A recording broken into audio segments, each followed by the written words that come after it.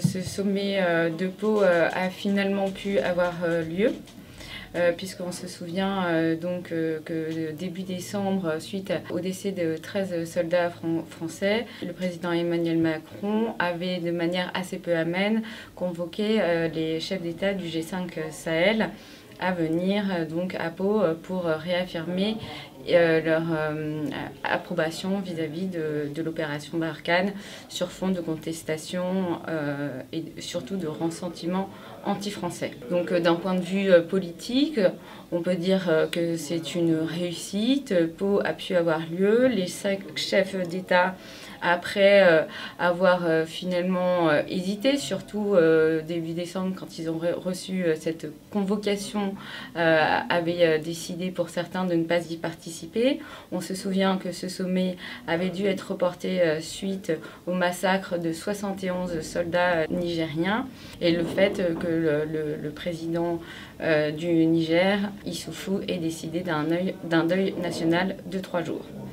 Donc ce sommet de Pau, il faut le rappeler également, s'est tenu malgré le fait que 89 soldats nigériens sont encore morts la semaine dernière. Donc c'est un petit peu dans cette situation de délitement, d'urgence, qu'il a semblé important de se réunir et de former une coalition internationale rappelant le rôle de Barkhane dans la zone sahélienne. Voilà, donc sur le plan politique, ces 5 chefs d'État, en collaboration avec la France, le secrétaire général de l'ONU, le secrétaire général du Conseil de l'Europe, le haut représentant de l'Union européenne et la secrétaire générale de l'OIF ont été présents et ont signé un communiqué conjoint. Il faut toutefois noter, et le grand absent reste la CEDEAO, et notamment son représentant, qui est le président en exercice, soit le Nigérian Muhammadu Buhari, alors que la CEDEAO, au mois de septembre 2019, avait organisé un sommet à Ouagadougou, au cours duquel elle s'engageait à justement prendre une part active dans le conflit dans le combat contre le terrorisme au Sahel. Sur le plan militaire, on reste un peu sur notre quant à soi.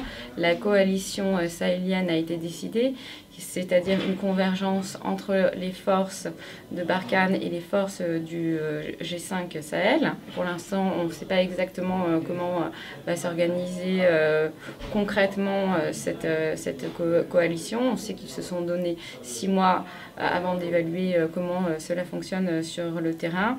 Mais c'est vrai qu'on reste sur notre quant à soi, car la stratégie semble ne pas avoir véritablement bougé, sinon à créer une nouvelle instance et donc à superposer les instances, même si on voit qu'on va vers plus de collaboration. Je souhaiterais également rappeler quand même quelques points. C'est vrai qu'il y a eu cette convocation de Pau début décembre. À tout le moins, ça a été perçu comme tel par les chefs d'État africains. Il faut rappeler que ces chefs d'État africains sont plus âgés qu'Emmanuel Macron et que le respect à l'endroit des personnes âgées est considéré comme étant sacré. C'est une des raisons pour lesquelles, sans doute, ils l'ont très mal vécu. Par ailleurs, il faut peut-être aussi noter qu'il y a quelques anicroches dans l'organisation de ce sommet de Pau, à savoir que en fait, ces chefs d'État ont été invités à venir se recueillir sur la tombe des 13 soldats français morts pour la France, certes, mais pour le Sahel également. Et donc cela pose certaines questions, puisqu'ils sont venus finalement rendre hommage au sang français versé pour le Sahel, tandis que, comme je l'ai rappelé, 71 soldats nigériens sont morts au mois de décembre, 89 soldats sont morts jeudi 9 janvier, et que des civils et des militaires continuent d'être attaqués localement et qui payent notamment le plus lourd tribut, bien évidemment. La France qui n'est pas seule dans la région, puisque comme cité précédemment, bien évidemment, elle est accompagnée des forces nationales, de la MINUSMA, de l'EITM, de l'ECAP Sahel, qui n'ont pas de mission, eux, d'intervention offensive, hein, mais plutôt de peacekeeping. Il y a les forces conjointes du G5 Sahel, mais bien évidemment le soutien américain apparaissait crucial, davantage sur le plan matériel qu'humain. Alors, compte tenu de l'évolution de la géopolitique actuelle, on comprend que les Américains vont se diriger vers d'autres théâtres d'opération, laissant les Français dans une situation bien évidemment très esselée.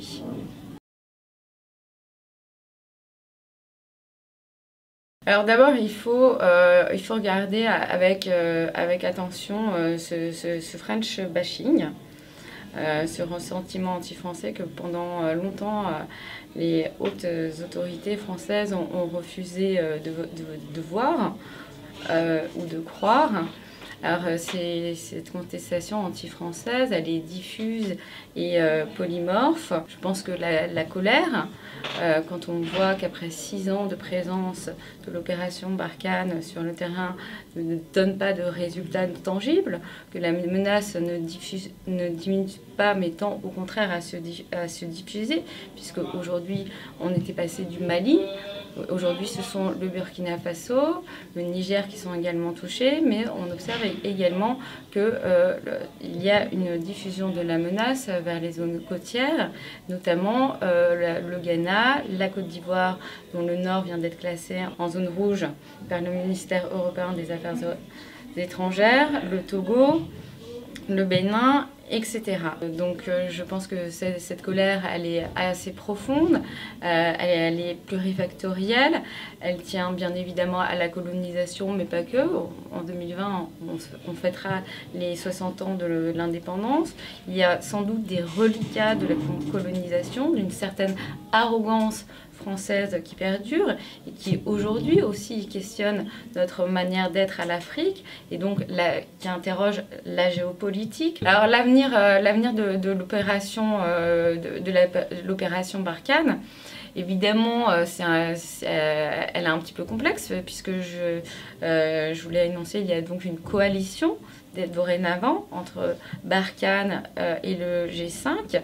Il va y avoir d'autres hommes qui vont être envoyés sur le terrain dans le cadre de la force Tabouka. Ce sont des forces spéciales. Donc on voit qu'il y a un renforcement en termes d'hommes sur le terrain.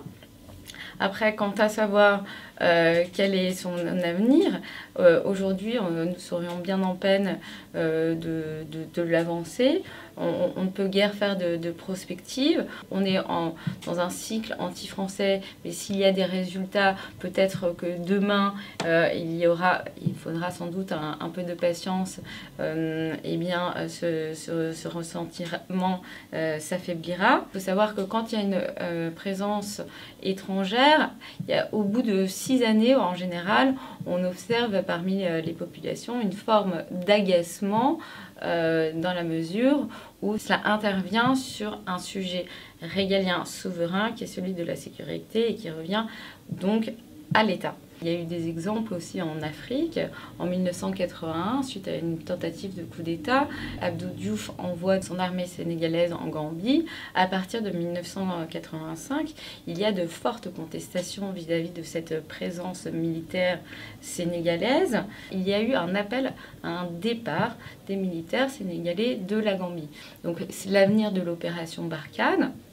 Nous allons voir bien évidemment ce que donneront eh bien, les décisions qui ont été prises, même si on peut regretter que les chefs d'état-major n'aient pas été présents et qu'une stratégie ait été déployée, même si on peut bien évidemment imaginer que cette stratégie reste à discrétion afin que l'ennemi ne soit pas au courant des opérations à venir. Et j'imagine que dans les 6 mois, des bilans seront tirés. Mais sans doute que une des solutions qui sera à considérer pour réinventer les relations internationales et justement ouvrir cette bascule géopolitique, ce serait que la France ne soit plus le gendarme de l'Afrique. Il y ait peut-être des coalitions plus internationales, plus ouvertes, mais que surtout la sécurité africaine puisse être assurée par les Africains.